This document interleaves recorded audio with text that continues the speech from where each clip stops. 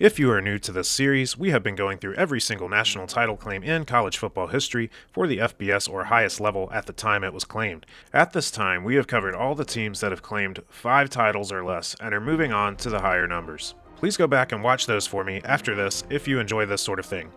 Prior to the college football playoffs and BCS national title game, we relied only on the polls to determine the college football national champion, with some formulas and short-lived systems in between attempting to better things.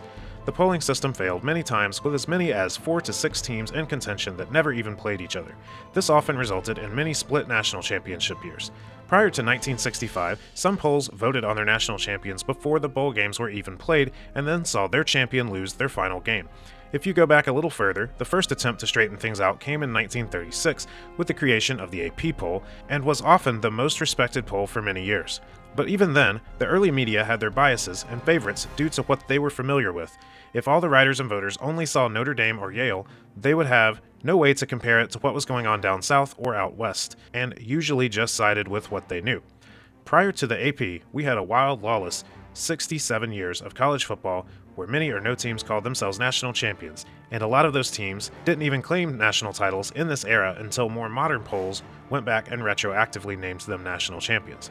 While the AP poll is often the benchmark for a champion from 1936 to 1998, I would still argue that point. If the AP named you champion and nobody else did, that smells a bit fishy.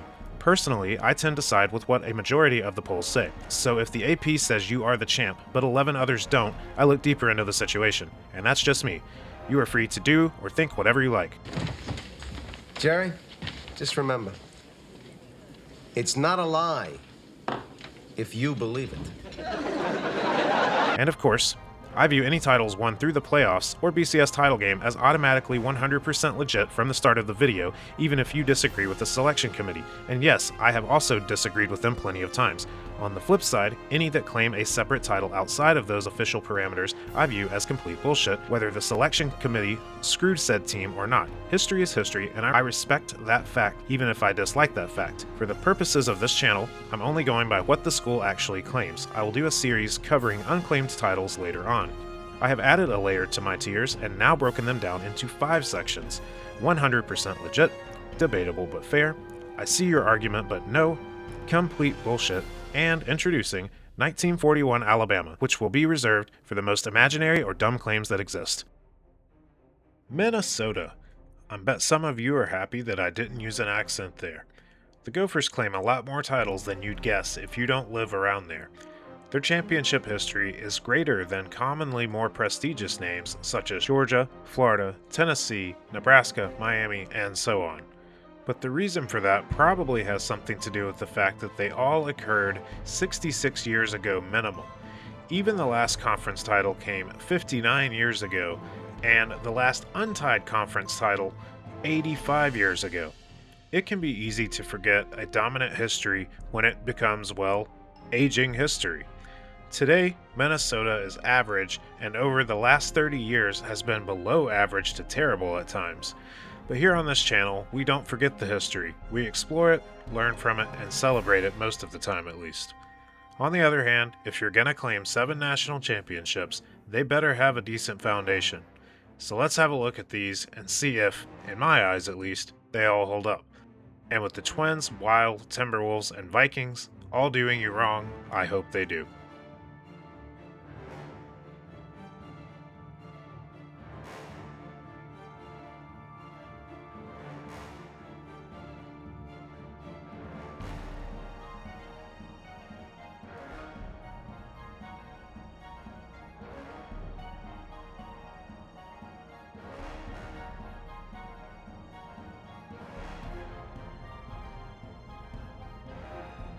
The first claim for the Golden Gophers comes in 1904, which was a competitive year. Before we go on, remember that we didn't have polls yet, and judging strength of schedule is purely speculative, but is based on respectable historical opinions through other researchers. This team was dominant, despite playing 2 high schools. Crazy scores included 107-0 over Twin Cities Central High School, 77-0 over South Dakota, 75-0 over Shattuck St. Mary's, which was also a boarding school for teens, and 146-0 over Grinnell. In total, the Gophers outscored all opponents by a combined 725 to 12 and produced 12 shutouts to finish 13-0. The team was retroactively named national champion by only the Billingsley report. The reason for them only having one selector is likely due to the weak schedule. Yes, they did dominate several teams, but when faced with quality opponents, scores were more like 16 to 12 or 11 to 0. But at the end of the day, they did still win them all. Michigan and Penn also claimed this championship. As of now, I have only covered Penn in this series and called the Quakers' claim 100% legit. They played a tougher schedule and shut out almost every opponent themselves. I've not covered Michigan yet, but they are similar to Minnesota. The Wolverines had a mix of lowly opponents and a few good ones, and bullied the weaker ones and had closer games with the better ones. This one frustrates me because these two were in the same conference, with one going 3-0 and the other 2-0. Minnesota should have played Michigan instead of a high school, and the same can be said about the Wolverines playing Physicians and Surgeons, which was a subsection of the University of Chicago, who they also played, by the way, and to Chicago's credit, they actually played 6 conference games. I stand by Penn being 100%, as did a majority of selectors. They played the best and won the best, but we cannot discredit the other two for beating the hell out of bad teams and remaining perfect against the good ones. It stands to reason that they were also very talented teams that just did not have to prove it as often. At the end of the day, we have to separate Penn from the other two slightly, but their title claims are still legit. Debatable, but fair.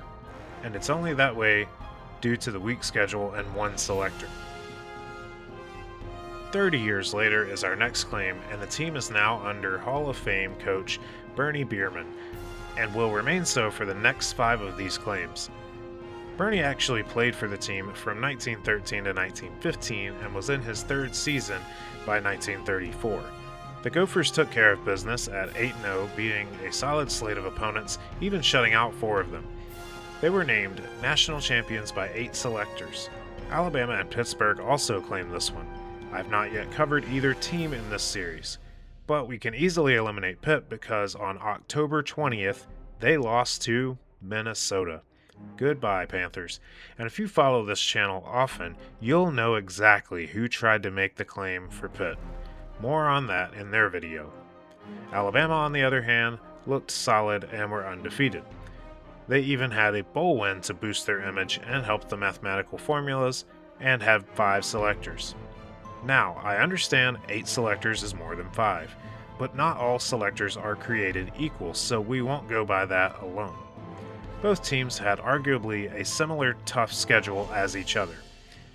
The Pitt win was huge for Minnesota, as researchers seem to point to that as the best win of the season for anyone. But Alabama played 2 more games, including a quality Rose Bowl win. This one is unfortunate because neither team is wrong in this claim. 2 great teams that did not cross paths. We will get to Bama down the line, but Minnesota is 100% legit in this claim as it stands. The very next year, Minnesota claims it again in 1935. The schedule was pretty much the exact same.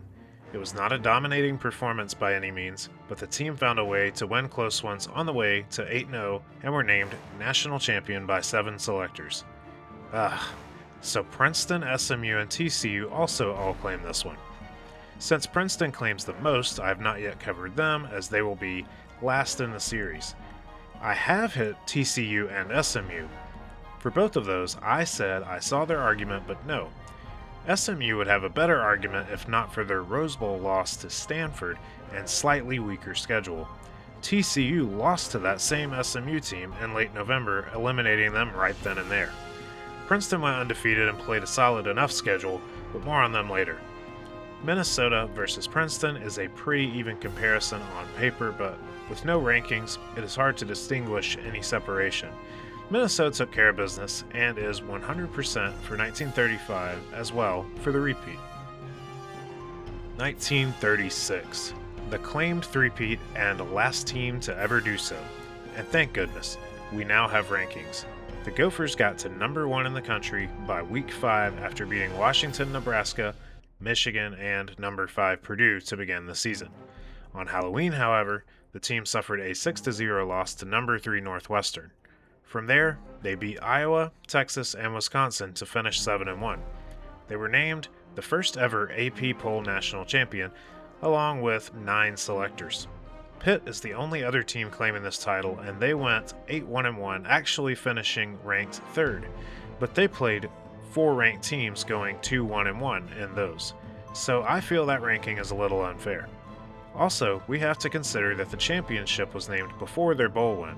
But let's save that discussion for Pitt's video. Had Pitt not lost a game, we'd be having a much easier discussion. But since they did and things played out this way, we have to call this title 100% legit. 1940. Wait, Mr. Chronicles, what happened to the 4, 5, or 6 Pete attempts? I will tell you. 1937 was not to be, with 2 losses and a number 5 final ranking. 1938 was another 2 losses and a number 10 final rank.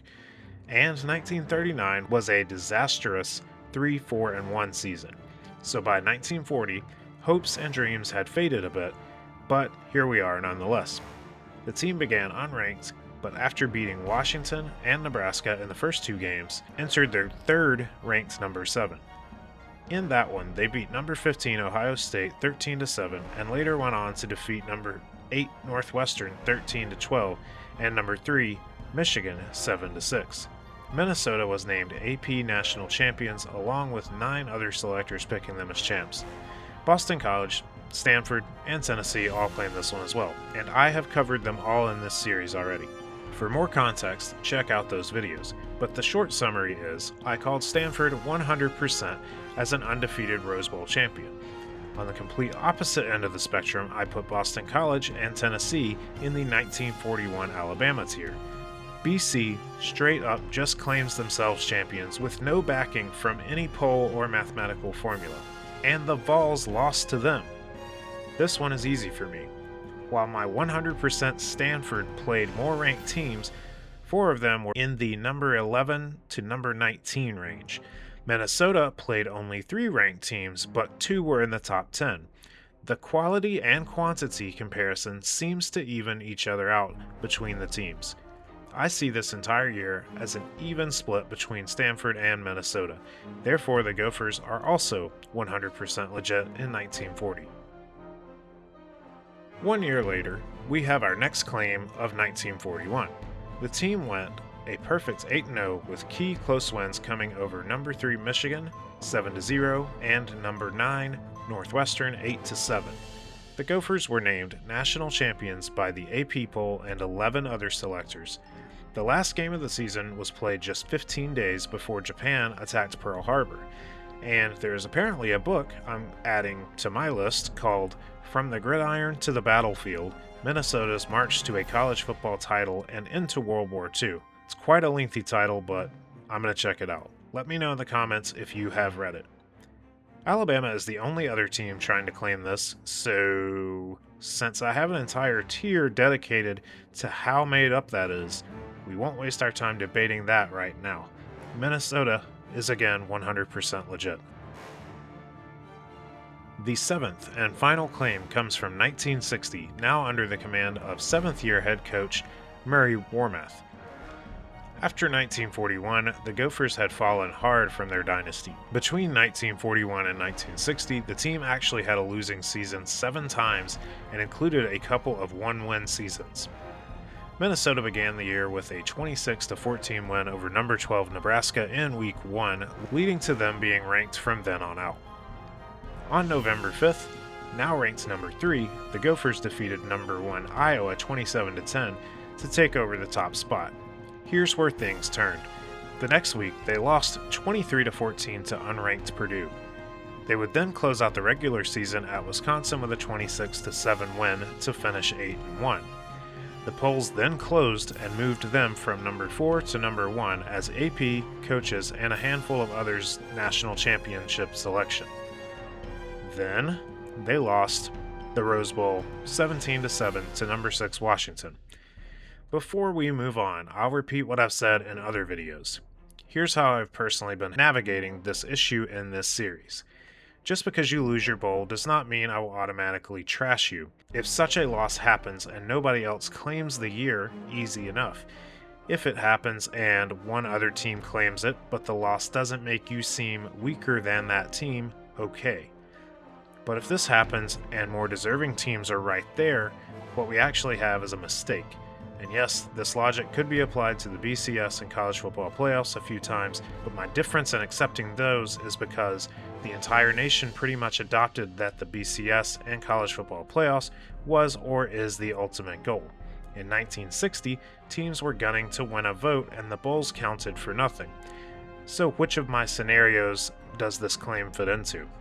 Well, first off, Iowa, Ole Miss, and Washington also claim this, so it is disputed. My second scenario was if the loss makes you look weaker than another team claiming it. Yes, indeed it does. And finally, are there more deserving teams that should jump them given the hindsight of the bowl loss? Maybe. Let's see. First off, Iowa. I called them debatable but fair. They did lose to Minnesota, but also had wins over number 10, number 6, number 13, number 12, number 16, number 19, and number 3. That is a monster slate, and the only loss was to the number 3 Gophers. I can forgive one loss with all those ranked wins. I also feel like 2 losses negates the head-to-head, as Iowa even beat the Purdue team that beat Minnesota. I know that's a bit messy, and I may be wrong, but I feel the second loss would put Iowa slightly over Minnesota. For Washington, I also said fair. They essentially won the national title game with the head-to-head Rose Bowl game, and finished with only 1 loss. For Ole Miss, I call the claim bullshit because I feel that a tie with an unrated team is worse than a loss to a top 10 team. Picking Mississippi just because they have the best record is overly simplistic. For more context on any of those teams, please go check out their corresponding videos. So in my opinion, I have the final rankings as Washington number 1, as champions, Iowa number 2, but a fair argument to a claim. Ole Miss is number 3 with that bad tie, but no losses and right on the edge of having an argument. For me, and you are free to disagree, this is where I put Minnesota. The win over Iowa gives some credit, and they did win out the flawed championship system of 1960.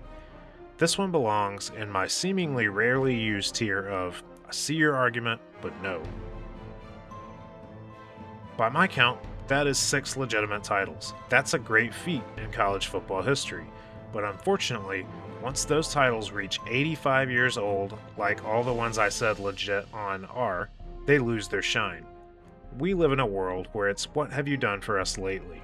Even teams like Texas, Notre Dame, Tennessee, Miami, and Michigan prior to their 2023 win are or were being scrutinized for having a 21 to 38 year drought despite their historical pedigrees.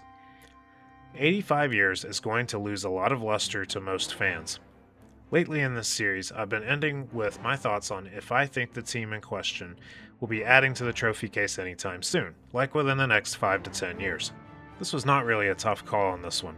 Minnesota does recruit okay and puts out good players here and there, but they also seem to hold steady at 6-6 or 8-5. No less, no more, most of the time. Yes, I am aware of 2019, but that is an outlier.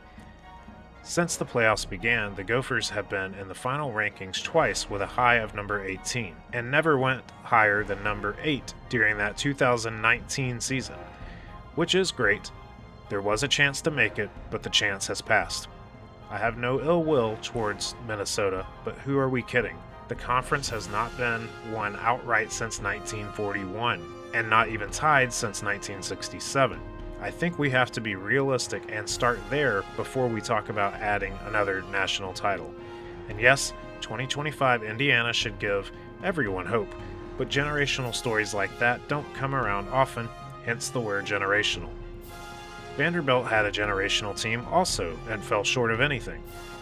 Gotta be a perfect storm to see an Indiana sort of thing, and I don't think it's realistic to expect that sort of thing often. Minnesota, I do not see you winning a national title in the next 5 to 10 years, but I do give you an outside chance of making maybe one playoff appearance in that same span, especially if it expands. And there we go. If you feel I was unfair or missed a piece of info, go ahead and make your case in the comments. Please go check out the other videos in this series. There is a playlist for them, and we are in the final stretch. And remember, this is just one guy on YouTube who did some research and gave an opinion. I'm sure I won't change any fan base's opinion on the titles they choose to boast about, and certain fan bases have made that pretty clear thus far. This has been College Football Chronicles, and I hope you join me next time.